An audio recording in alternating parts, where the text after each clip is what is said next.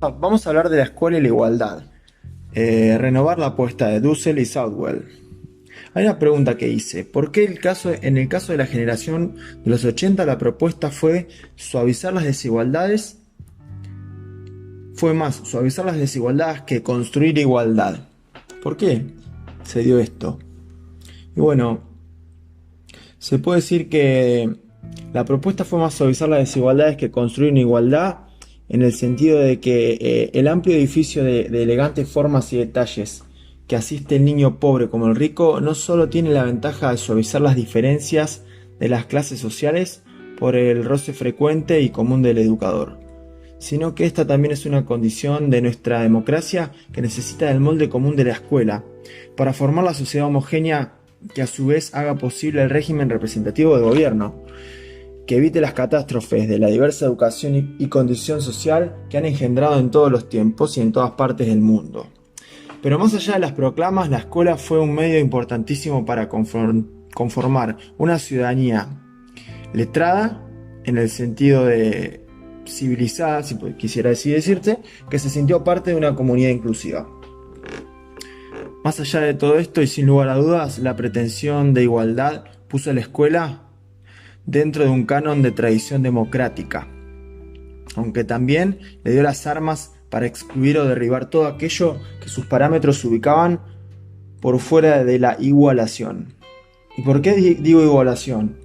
Porque a la vez que generaba corrimientos para igualar, construía parámetros acerca de lo deseable y lo correcto.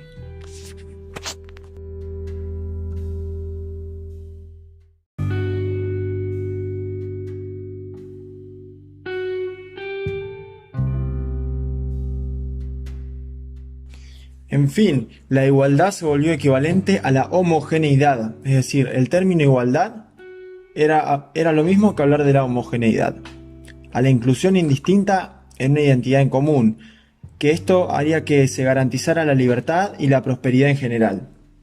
No solo esto buscaba equiparar y nivelar a todos los ciudadanos, sino que también se buscó en muchas veces, en muchos sentidos, que todos se condujeran de la misma manera, que todos hablaran de un mismo lenguaje, que tuvieran los mismos héroes y aprendieran las mismas e idénticas cosas.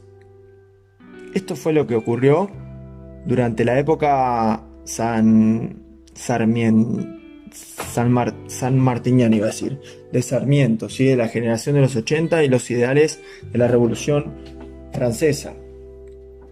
El problema de esto radicó en quienes persistían en afirmar su diversidad, que fueron muchas veces percibidos como un peligro para esta identidad colectiva, es decir, para el sistema, o a su vez fueron percibidos como sujetos inferiores que aún no habían alcanzado el mismo grado de civilización, entre comillas, ¿sí?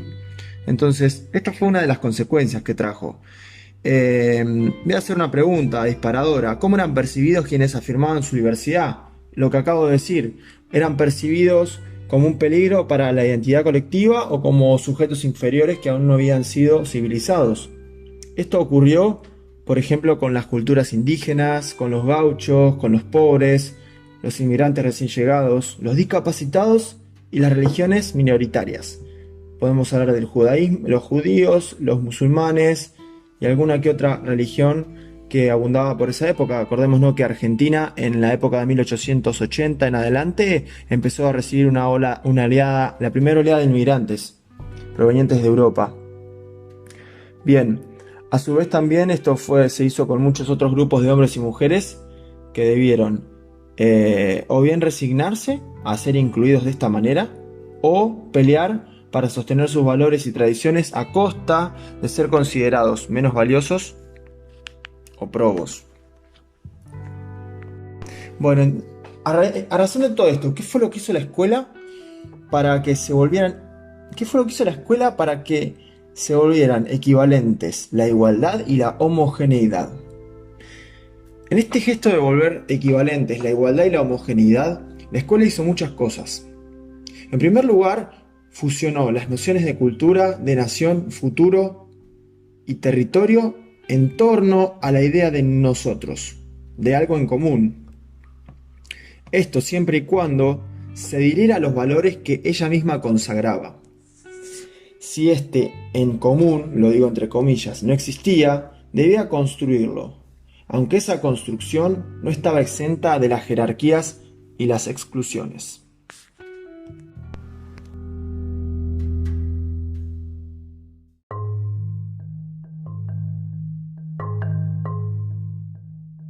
Este consenso que había sobre la necesidad de pedagogías homogeneizantes, como la vía hacia la igualdad, se comenzó a quebrar durante el periodo de la postdictadura, cuando se hicieron más visibles las marcas autoritarias de esta forma escolar, ¿sí? A partir de 1983, después de la Guerra de Malvinas, surgieron propuestas democratizadoras ya en el periodo de Alfonsín, como presidente democrático electo. Surgieron propuestas democratizadoras y participativas que plantearon con fuerza la necesidad de regímenes de convivencia más tolerantes en las escuelas. Esto con el apoyo de las psicologías constructivistas. También se empezó a valorar al sujeto de aprendizaje como protagonista activo de la enseñanza. Hubo un cambio radical, un quiebre a partir de 1983. Eso fue lo que ocurrió durante la década de los 80. Pero la década de los 90 nos da una evidencia de una impugnación mucho más fuerte de la tradición sarmientina. Esta vez unificando las proclamas participativas y antiburocráticas con los nuevos discursos sobre la eficiencia de los administradores y el ajuste fiscal. Desde mediados de los años 90, muchas de las políticas educativas que se han ejecutado con la premisa de atender a la diversidad, partiendo del supuesto de que es necesario realizar una desigualación provisoria o un trato diferenciado, para lograr más tarde una igualdad en el punto de llegada.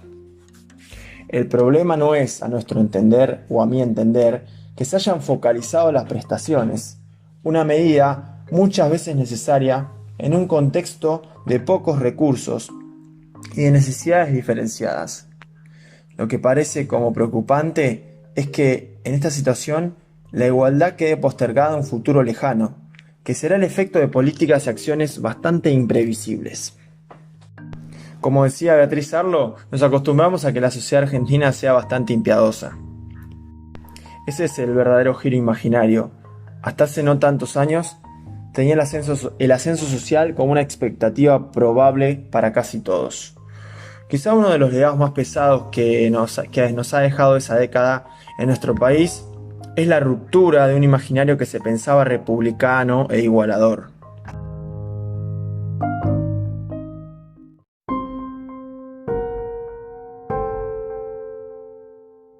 ¿Qué nuevo sentido fue vinculando la diversidad? ¿Cómo se fue vinculando la diversidad en la Argentina? ¿Qué consecuencias trae aparejado esto? La aparición de la noción de diversidad en un contexto fuertemente desigualador permite interrogarnos sobre cómo se procesó la igualdad en nuestro país y cómo se está pensando hoy.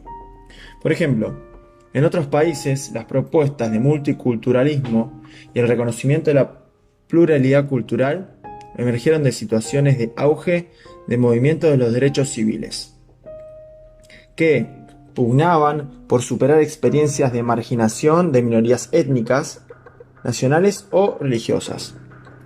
La diversidad tuvo en esos casos el inmenso valor de afirmar política y culturalmente los derechos de las minorías. En el escenario de una Argentina en creciente empobrecimiento, en cambio, la diversidad fue vinculándose a nuevos sentidos. La diversidad es leída a veces como un indicador de extrema pobreza o de discapacidad manifiesta, lejos de ser un valor afirmativo sobre el que lo enuncia. Esto parece referir a una desigualdad total sobre la que hay poco por hacer. Yo sí que trabajo con alumnos diversos, suelen decir algunos docentes cuando se plantea el tema. Y es ahí inevitablemente donde surgen relatos terribles y dolorosos sobre la miseria y la exclusión. En realidad, todos lo sabemos, la escuela siempre trabajó con la diversidad. Históricamente, la escuela incluyó una población cuyos integrantes eran por supuesto diferentes, pero su condición de diferente no se anteponía a la posibilidad de educarse, sino que la educación tenía por objetivo borrar la diferencia y superarla. Hoy pocos estarían de acuerdo en que hay que borrar y superar la diversidad, pero si ella viene a ser un sinónimo de desigualdad y pobreza extrema, ¿quién no estaría de acuerdo en borrarla de una vez y para siempre? Y si borramos a los diversos así entendidos, ¿qué nos diferenciaría de las propuestas tan autoritarias de la generación de los 80? ¿Qué impide que designemos como prescindibles, desechables o imposibles de educar a buena parte de estos chicos y chicas que hoy percibimos en las escuelas? Es difícil, el problema puede empezar a aclararse si cuestionamos esa equivalencia entre igualdad y homogeneidad, y desigualdad y heterogeneidad. La igualdad debería empezar a pensarse como una igualdad compleja, como una igualdad, pero que habilite y valora las diferencias que cada uno porta como ser humano, sin por eso convalidar la desigualdad y la injusticia. Es cierto que hay en esa relación una tensión que no termina por resolverse nunca. Pero ¿cuál es el punto en que la diversidad se convierte en desigualdad? ¿Solamente la pobreza es una diversidad injusta? ¿Qué pasa con la discriminación por género, etnia, religión o discapacidad? ¿Cómo se garantiza un trato igualitario, a la par que se reconoce el derecho o la diferencia? Estas son preguntas centrales de las sociedades democráticas, que no se resuelven nunca del todo, sino que retornan como interrogaciones sobre la justicia de nuestras acciones y la calidad de nuestra vida en común. Voy a dar un ejemplo alejado de nuestros dolores cotidianos puede ayudar a dimensionar esta tensión. Voy a contar una historia. ¿Sí? Hace pocos meses, en las escuelas francesas, se pusieron algunas de estas cuestiones en discusión, y cuando se prohibió a las niñas musulmanas usar el velo islámico en las escuelas. Las comunidades reclamaron mayor pluralismo religioso y las autoridades invocaron la cualidad secular de la escuela pública francesa. Pero, ¿en qué medida el velo atenta contra la escuela laica? ¿Puede haber algún sentido de inclusión que garantice mayor tolerancia a las creencias y posturas de cada uno? Es cierto que si algo es totalmente diverso, ello significaría que no es posible establecer con otros esa zona del en común. Pero por otro lado, si la sociedad no hace lugar a las diferencias y supone que todos tenemos que ser idénticos y pensar lo mismo, se convierte en la pesadilla de Orwell en 1984. ¿Cómo se combina lo común y lo diverso en nuestras sociedades? ¿Cómo pensamos esta combinación desde un parámetro de igualdad de los seres humanos, de igualdad de los derechos a vivir sus vidas en condiciones dignas y a realizarse plenamente? Pensando estas preguntas desde la Argentina del 2004, ¿cómo combinamos lo común y lo diverso en situaciones cotidianas que parecen echar por tierra cualquier perspectiva de igualdad?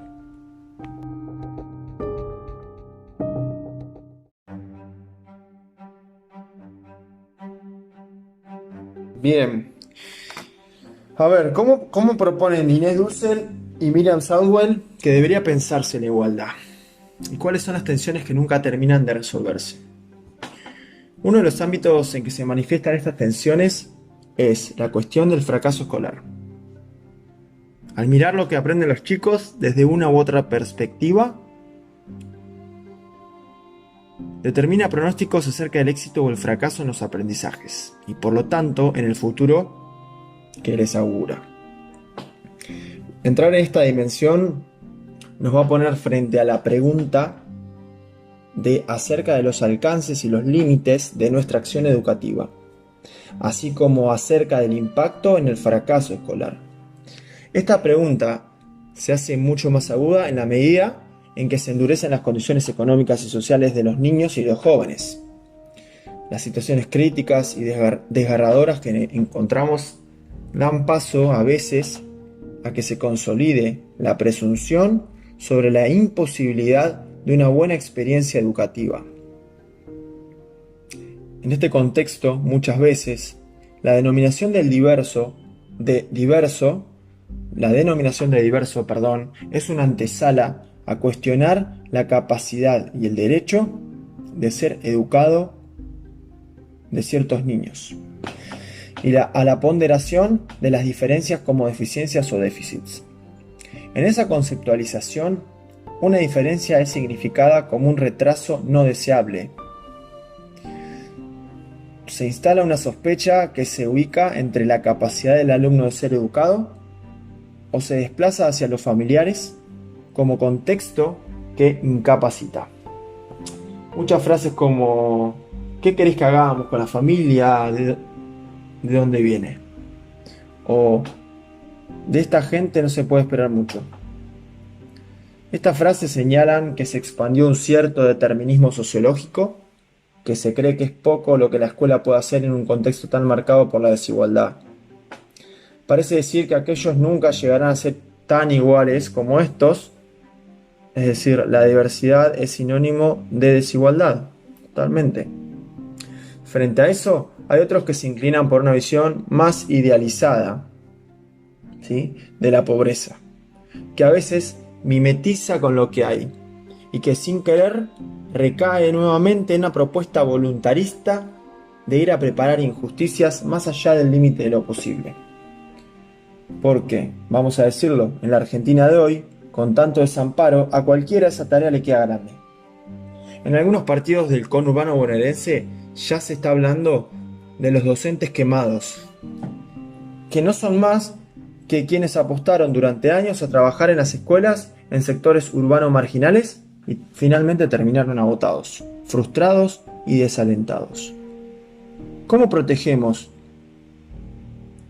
a los docentes y las experiencias interesantes y productivas que se hacen en miles de escuelas, que incluyen, educan y asisten a miles de chicos en condiciones durísimas?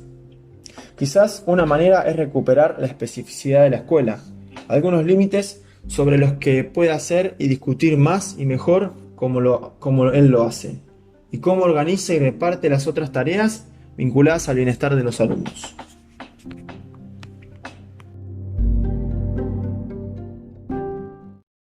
Vamos a hablar de en qué implica que la escuela piense la igualdad como punto de partida y de qué condiciones depende. La igualdad como punto de partida y las condiciones para la escuela, básicamente. Para no caer en la culpabilización de los niños y o de las familias, ni en el voluntarismo excesivo de la escuela, sería conveniente volver a plantearse el problema en términos de la diversidad en tensión con la igualdad. Entendemos que la capacidad del otro que está siendo educado se pone en juego en la relación educativa misma, no previamente en el sujeto de aprendizaje. Es decir, esa capacidad es el resultado de una construcción en el marco de una relación pedagógica que posee una historicidad y decisiones que la estructuran. Así, los desempeños subjetivos, aun cuando se expresan en un desempeño individual, constituyen el remate de un desarrollo que es cultural y singular, propio de cada uno. Esto es, el despliegue de las condiciones para el éxito o el fracaso no son una propiedad exclusiva de unos sujetos, sino, en todo caso, un efecto de la relación de las características subjetivas y su historia de desarrollo, junto con las propiedades de la situación que permite que ellas se desplieguen. Que haya sujetos que pueden educarse depende de lo que hagamos con ellos en la escuela, no solo lo que haga la familia o la sociedad. Depende de cómo los recibamos y los alojemos en una institución que los considere iguales, con iguales derechos a ser educados y a aprender. Lo cual no quiere decir abolir la simetría de la relación pedagógica. Tiene que haber un docente con una voluntad y un deseo y un saber a transmitir. Pero esa transmisión debe pensarse como un acto de institución de la igualdad actual, efectiva, y no como la promesa de que alguna vez aquel que tenemos enfrente se convertirá en un igual. Para pensar en los niños y adolescentes desde un lugar de iguales no significa considerarlos iguales porque están inmersos en la misma intemperie, que a veces sentimos que nos horizontaliza en el desamparo y la desprotección, sino porque tienen un lugar de pares en esa sociedad más justa que queremos. Considerarlos tan iguales que creemos que vale la pena prepararlos para esa tarea de renovar el mundo en común, que es propia de cada generación, como alguna vez lo definió la filósofa Hannah Arendt. Es darle herramientas intelectuales, afectivas y políticas para que puedan proceder a esa renovación. Y también es protegerlos en ese tiempo de preparación. Es hacer lugar a los padecimientos que atraviesan, ayudar a procesarlos intelectual y afectivamente, y también establecer puentes con otras instituciones sociales que fortalezcan esa protección. Considerarlos iguales es no renunciar a enseñar, es enseñar mejor, poniendo a los chicos en contacto con mundos a los que no accederían si no fuera por la escuela, al mundo del conocimiento, de lenguajes disciplinarios, de culturas diferentes. Es confiar en que ellos pueden, pero que solos, sin nuestra enseñanza y nuestro deseo de que sean alguien en la vida, no pueden. Es volver a creer que hay un lugar para ellos en este mundo, no por un acto caritativo o piadoso, sino porque los creemos iguales, capaces, valiosos para nuestras vidas y para toda la sociedad.